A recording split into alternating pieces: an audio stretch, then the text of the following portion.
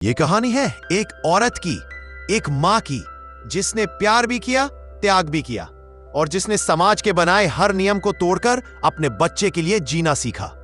वंदना एक ऐसी महिला जिस सिर्फ प्यार किया था, लेकिन उसकी सजा मिली 14 साल की कैद। और आज जब कोर्ट में उसे फैसला सुनाया जाएगा, उसकी आंखों में कोई डर नहीं, बस एक चुप्पी है, एक लंबा फ्लैशबैक। और अब कहानी शुरू होती है पहाड़ियों के उस सुंदर शहर से, जहां पहली बार वंदना ने देखा था एक नौजवान को, हंसमुख, जिंदा दिल और उसकी जिंदगी बदल देने वाला। राजेश खन्ना जीप चलाते हुए, मुस्कुराते हुए पहाड़ियों में ऊपर चढ़ रहे हैं और दूर एक ट्रेन आ रही है जिसमें शर्मिला टैगोर बैठी है खिड़की के पास। राजेश खन्ना यानी एयरफोर्स अफसर अरुण वर्मा, जिसे पहली ही नजर में मोहब्बत हो जाती है एक अनजान लड़की से, और मोहब्बत भी ऐसी जो जिंदगी भर पीछा नहीं छोड़ती। मेरे सपनों की रानी कब आएगी तू, राजेश खन्ना फ्लर्टिंग एक्सप्रेशन में गाना गाते हैं। शर्मिला शर्माकर खिड़की बंद करती है। गर्मियों की छुट्टियां थी। वंदना पहाड़ियों पर बसे अपने पिता के घर आई थी, जहां हरियाली थी, ठंडी हवा थी और दिल में कुछ नया महसूस करने की गुंजाइश भी। सुबह का वक्त था। घर के आंगन में वंदना अपने पुराने नौकर के साथ मस्ती कर रही थी। उसकी हंसी खुले आसमान में गूंज रही थी। वो एक बाल्टी भर रही थी, शायद पौधों को पानी देने के लिए। वो अपने नौकर पर पानी फेंकती है, पर बाल्टी से पानी सीधा एक अजनबी पर जा गिरा। ये अजनबी कोई और नहीं, अरुण वर्मा था, एयरफोर्स अफसर राजेश खन्ना का किरदार, जो मुस्कुराता हुआ खड़ा था, पूरी तरह भीगा हुआ। वंदना एक पल को घबरा गई, लेकिन उसकी मुस्कान छुप न सकी। अरुण भी नाराज नहीं हुआ, बल्कि उसी भीगेपन में एक हल्की हंसी उसके चेहरे पर थी, जैसे उसे यही तो चाहिए था, एक बहाना। वंदना ने जल्दी से उसकी शर्ट लेने की बात की, उसे सुखाने के लिए, और अरुण ने हंसते हुए शर्ट भी दी। इसी बीच वंदना के पापा, जो एक डॉक्टर थे, वहां आ पहुंचे। उन्होंने अरुण को देखा और वंदना से सवाल किया, जो जवाब देने में थोड़ा झिझकी। फिर अरुण ने खुद आगे बढ़कर सब बताया कि उसका दोस्त बीमार है और वो डॉक्टर की मदद लेने आया है। पापा मान गए और अरुण के साथ चले गए। पीछे वंदना रह गई, लेकिन अब वो अकेली नहीं थी। उसके मन में अरुण की छवि उतर चुकी थी। इसके बाद जैसे सिलसिला शुरू हो गया। अरुण अब कभी चाय पीने के बहाने, कभी किताब लौटाने के नाम पर, वो बहाने बनाता, लेकिन मकसद एक ही होता, वंदना से मिलना। और अब वंदना भी इंतजार करने लगी थी। उसे अरुण की आदत हो चली थी। उसकी मुस्कुराहट, उसकी मौजूदगी, सब कुछ दिल के बहुत करीब हो चला था। फिर मुलाकातें घर की चार दीवारी से बाहर भी होने लगी। मंदिर में, बाजार में कभी यूं ही टकरा जाते दोनों। बातें कम होती थी, लेकिन नजरें बहुत कुछ कह जाती थी। अभी अरुण खिलखिलाकर हंसता, कभी वंदना झेंप कर मुस्कुराती। धीरे धीरे ये अपनापन मोहब्बत में बदलने लगा।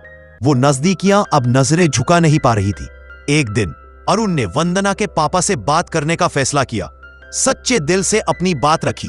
वंदना के पिता ने कुछ पल चुप रहकर सोचा और फिर मुस्कुरा दिए। उन्हें भी महसूस हुआ कि यह रिश्ता सिर्फ जवानी की धड़कन नहीं है, यह भरोसे की नींव पर टिका है। अब सब कुछ साफ था। प्यार को मंजूरी मिल चुकी थी। और फिर आया एयरफोर्स का फंक्शन। बड़ी सी सजाई गई जगह में अफसर, अधिकारी, परिवार और इज्जतें मौजूद थी।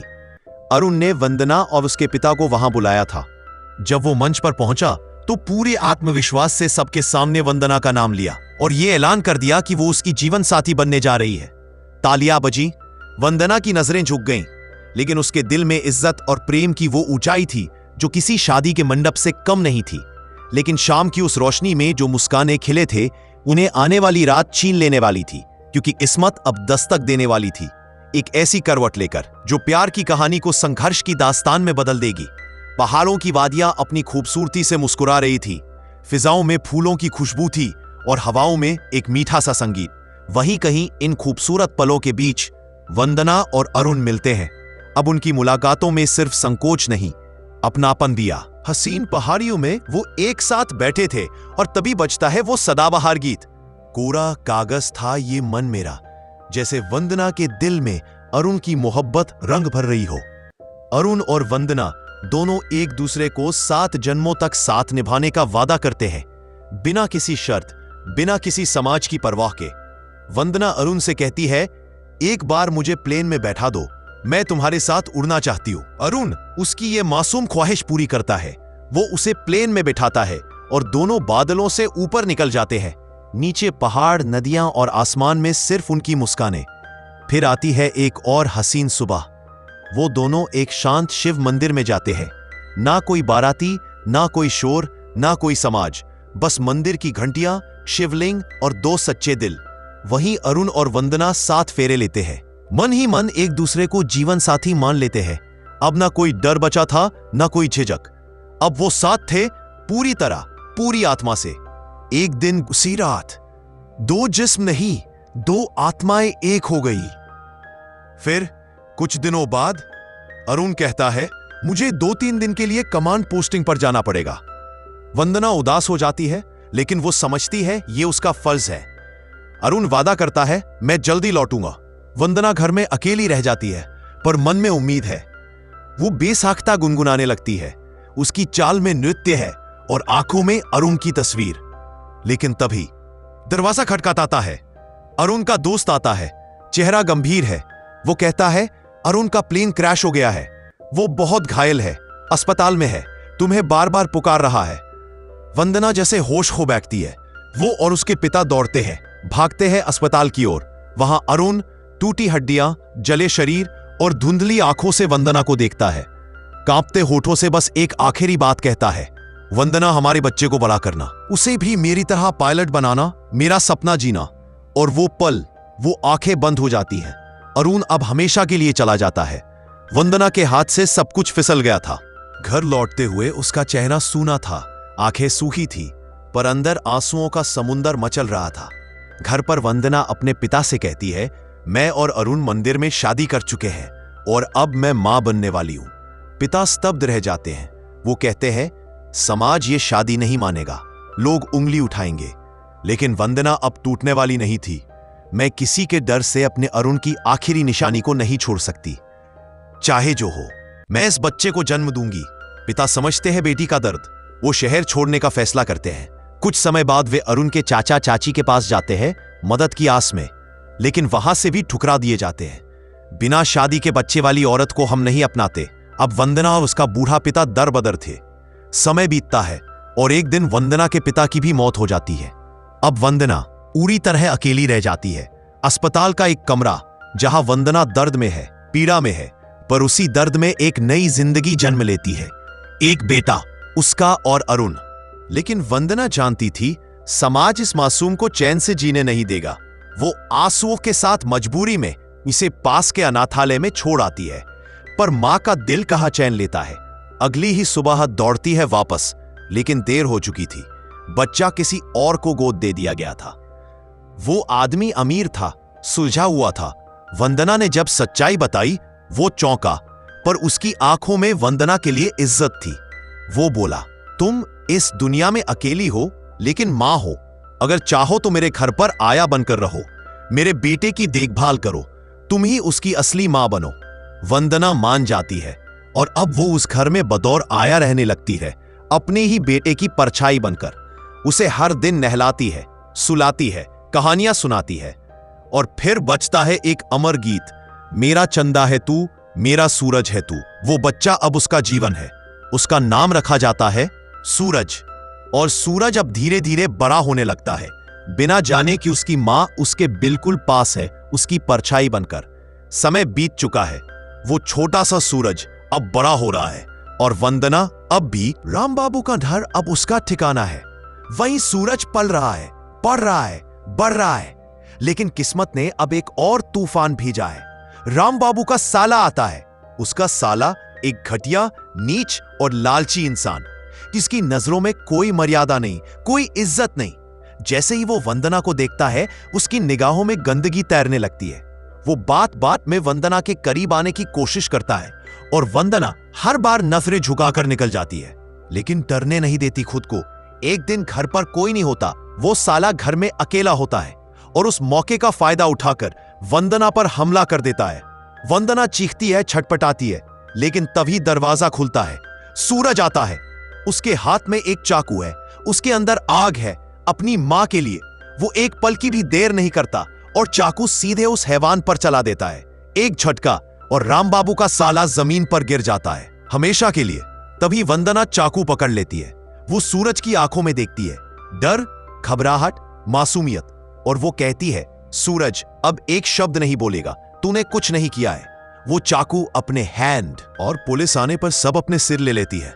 12 साल बीत जाते हैं। वंदना जेल में अपनी सजा काट चुकी है। अब उसे रिहा किया जा रहा है। जेल की दरवाजे पर खड़ा है एक नेकदिल जेलर। वो कहता है, वंदना, हमने राम बाबू को ढूंढने की बहुत कोशिश की, लेकिन वो कहीं नहीं मिला। अब तू कहां जाएगी? फिर कुछ सोचकर बोलता है, मेरे साथ चल, मुझे बहन मान। मेरी एक बेटी है रेनू, उसकी देखभाल कर दे। वंदना बहुत कुछ झेल चुकी थी। अब उसे कोई अपना चाहिए था। वो उस जेलर के साथ चल देती है, एक नई पहचान, एक नई जिम्मेदारी के साथ। अब वंदना बुआ बनकर जेलर के घर आ जाती है। रेनू शरारती है, कभी भागती है, कभी छुपती है, कभी तंग करती है।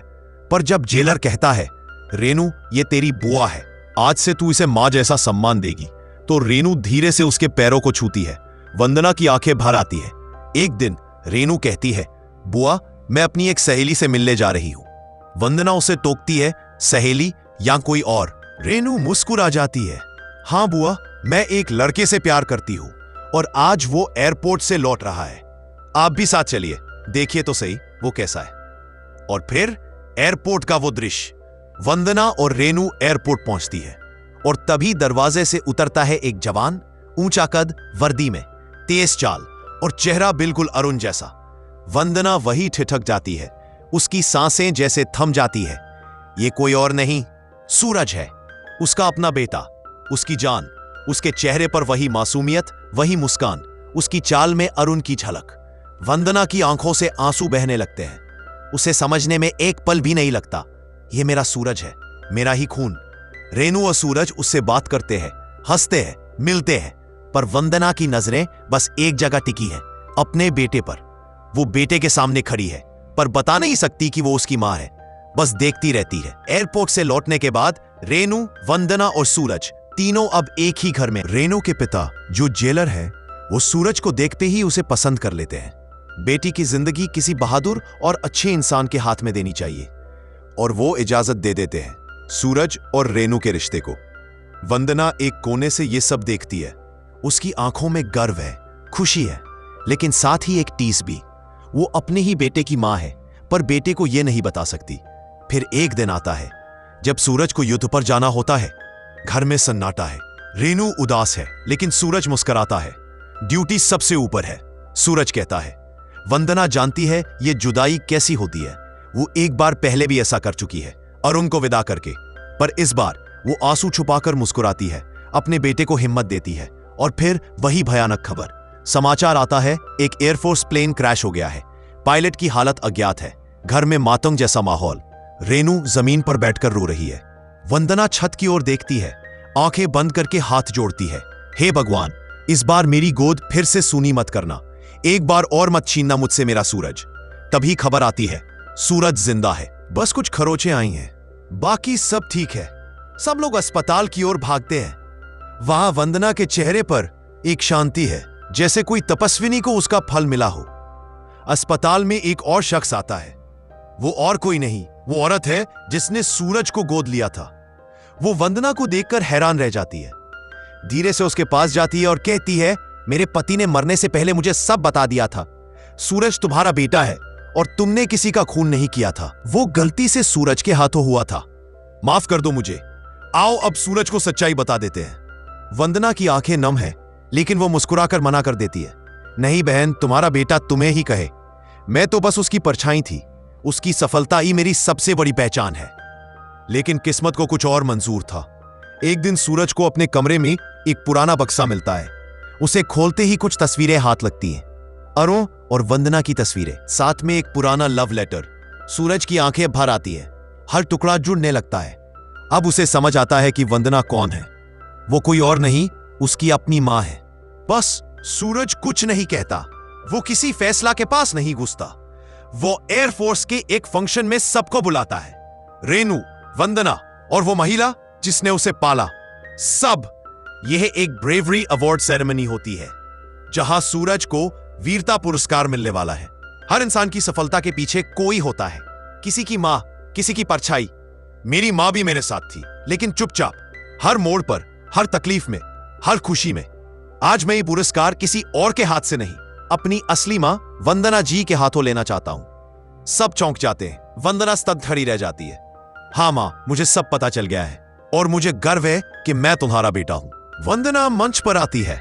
उसकी चाल डगमगाती है, उसके हाथ कांप रहे हैं, लेकिन उसकी आंखों में एक समंदर है, प्रेम का, ममता का, जीत का। वो सूरज के गले लगती है। मंच पर तालियां गूंजती हैं और एक मां अपने बेटे को सीने से लगाकर रो पड़ती है, खुशी के आंसू, जीत के आंसू। और यही होती है आराधना की कहानी पूरी। मां और बेटे का मिलन, प्यार का पुनर्जन्म और एक नारी की तपस्या का अंत, जिसने कभी अपने नाम की परवाह नहीं की, सिर्फ अपने बेटे की खुशी चाही। सवाल, कैसी लगी आपको यह कहानी दोस्तों?